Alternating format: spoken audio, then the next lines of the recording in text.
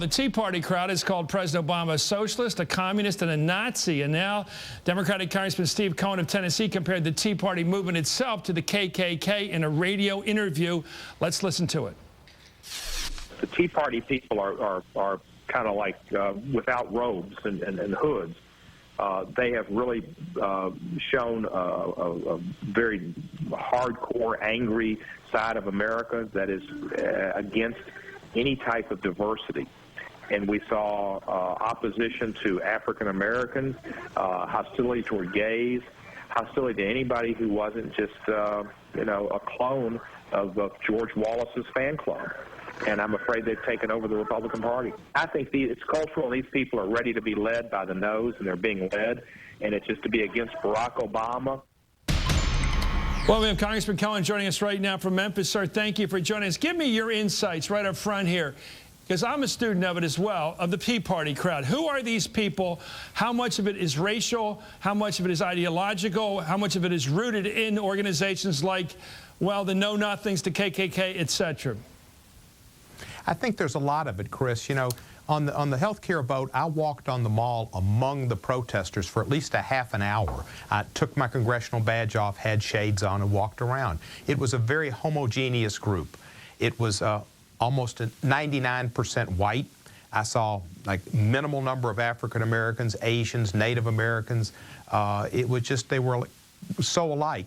And after the hatred that I saw exposed, calling Congressman John Lewis, one of my heroes, and Congressman Emanuel Cleaver, another friend, the N-word, and spitting on Emanuel Cleaver just disgusted me.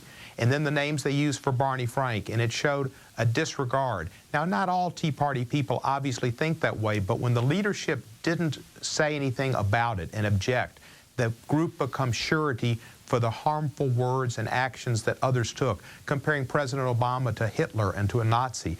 And the party does look very bad when they don't stand up and say this was wrong and shameful.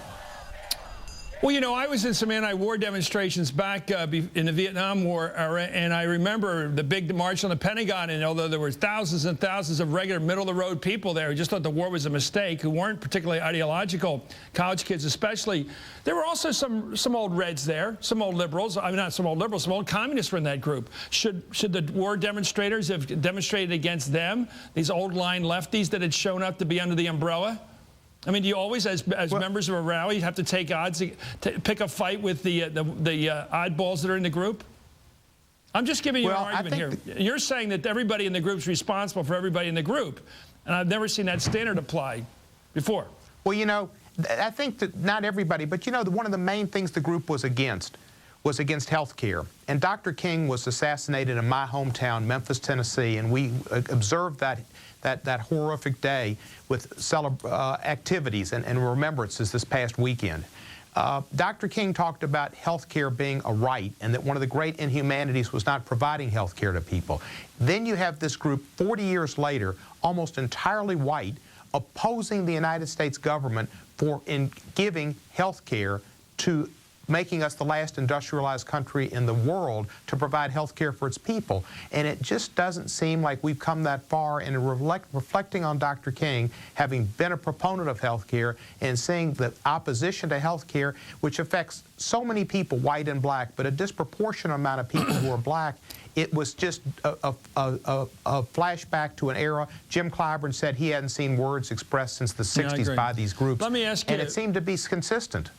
There's some people out there on the right. I was listening to, I guess, Fox the other night, and they're denying, Laura Ingraham was sitting in for Bill O'Reilly, denying that there was any evidence. Of course, we had someone the other day, the voice recording left for John Lewis, which we all know about now, where the really racist language is on the record there. When you were out moving around on the crowd there, incognito, if you will, did you actually hear these epithets thrown at the black members of Congress and at Barney Frank for his orientation? Did you personally witness that? I personally can't say I was, to be honest. I was listening to Stevie Guitar Miller on my iPod.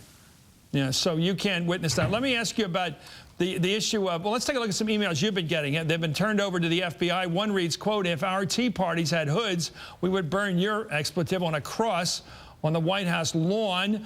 You total piece of, well, we can figure this stuff out. And another says, you looking son of a blah, blah, blah. It would be nice to read someone who had cut your something throat.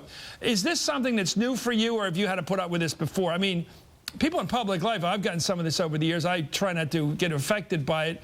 Have you gotten this kind of real hate mail before, sir? Not regularly, not very often, and this has been the most vitriolic. And you know, we've gotten some other mail about my religion, and this doesn't reflect well at all either.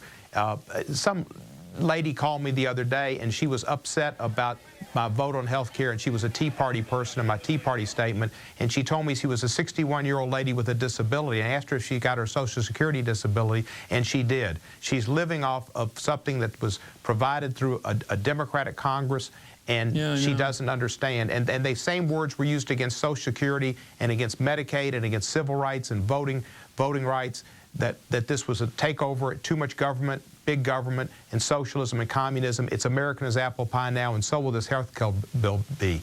Yeah, I had a conservative dad. I lost him, but he was very much against government, but he sure liked Medicare when he got it. Let me ask you this. You're a white fella in a district that's largely black. Haven't you taken some heat for that? Isn't there some people who make prejudicial statements about that from the left, if you will?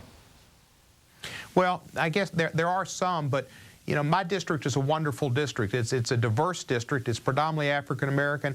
I get a lot of love in this district. I represent the district with the way they need to be represented. Our district needs health care. We need public education. We need social benefits, and we have been able to deliver on those, and our district has really overcome a lot. We've come a long way from the assassination of Dr. King and the days when the South was segregated. Memphis is on the rise. What do you make of this sort of rise of the South? Not the good stuff either. This governor of Virginia, we were just talking about and arguing with Pat. I'll probably argue for months with this. Where he's talking about a proclamation glorifying the Confederacy, never mentions slavery. You've got Rick Perry down there in Texas and his opponents talking about secession and nullification and interposition. All this lingo that you and I studied in school that we thought was way back before the Civil War. It's all coming out again. Somebody's ripping the scab off this. Why are the Southern conservatives pushing the old fight again? Well, I do think there's race involved in it, and it's because the parties are so separate and people play to their base. And the Democratic Party has most of the African-American support and the Republicans don't, and they're just playing to their base. And it's unfortunate. You need leadership. And I think that the Chuck Percys, the Nelson Rockefellers, the Howard Bakers, the Bob Doles, that type of Republican isn't around anymore.